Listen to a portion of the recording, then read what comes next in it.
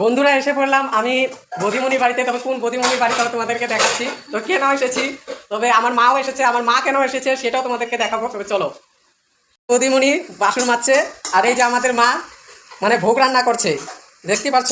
তবে কিসের ভোগ রান্না করছে সেটা বলছি তোমাদের।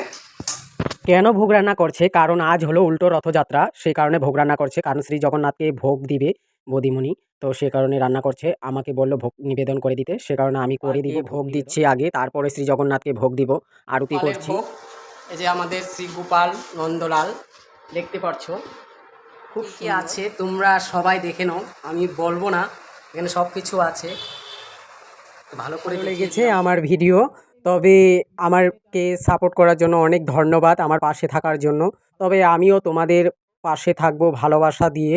আমি তোমাদের জন্য অনেক শুভকামনা করি, শ্রী জগন্নাথের কাছে প্রার্থনা করি আমরা যেন সবাই ভালো থাকি।